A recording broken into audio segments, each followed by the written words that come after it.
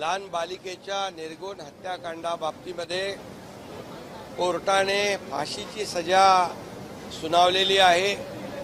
मी कोर्टाला मनापासून धन्यवाद देतो आणि न्यायाधीशांचं न्यायालयाचं मनापासून अभिनंदन करतो की अतिशय जलद गतीने नसरापूर हत्याकांडामध्ये एका 3 वर्षाच्या बालिकेबरोबर अतिशय निर्गुण अमानुष अत्याचार आणि हत्या अशा प्रकारचं जे रेअरेस्ट मधली रेअरेस्ट केस ही महाराष्ट्रामध्ये घडली होती।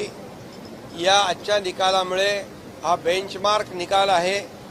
यापुढे अशा प्रकारच्या वृत्तीचे गुन्हेगार, हॅबिच्युअल गुन्हेगार अशा प्रकारचं कृत्य करण्यात धगावणार नाहीत आणि त्यामुळे अतिशय जलद गतीने पोलिसांनी देखील तपास केला। 2 आठवड्यामध्ये चार्जशीट फाईल केली। मुख्यमंत्री महोदय स्वतः मॉनिटर करत होते।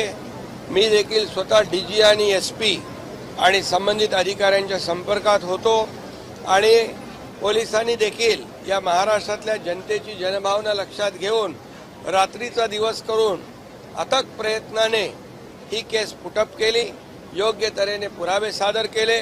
कुठेही गुन्हेगाराला सुटण्याची संधी मिळाली नाही अशा प्रकारचं वक्तव्य न्यायाधीशांनी देखील दिलं आणि आम्ही पूर्वीच सांगितलं होतं अशा प्रकारच्या अमानुष आणि निर्गुण हत्याकांड करणाऱ्या, माणुसकीला काळीमा फासणाऱ्या आरोपीला जिवंत राहण्याचा अधिकार नाही आणि ते आज सिद्ध झालेलं आहे आणि म्हणून मी न्यायाधीशांचं अभिनंदन करतो।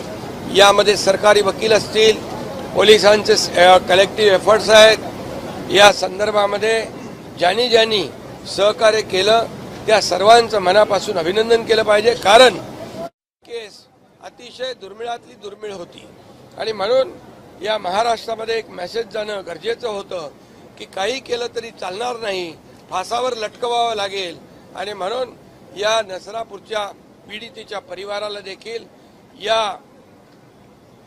न्यायामुळे निश्चितपणे एक दिलासा, एक न्याय मिळाल्याची भावना, महाराष्ट्रातल्या मुलीबाळींच्या पालकांना देखील एक दिलासा या माध्यमातून मिळालेला आहे। मी पुन्हा एकदा न्यायदेवतेला धन्यवाद देतो आणि सगळ्यांचं अभिनंदन मनापासून करतो। पीडितेच्या कुटुंबियांना तुम्ही देखील स्वतः भेटला होता, त्यांना पीडितेच्या कुटुंबियांना तुम्ही देखील स्वतः भेटला होता, संबंधित अधिकाऱ्यांना देखील तुम्ही पीडितेच्या कुटुंबियांना देखील मी भेटलो होतो।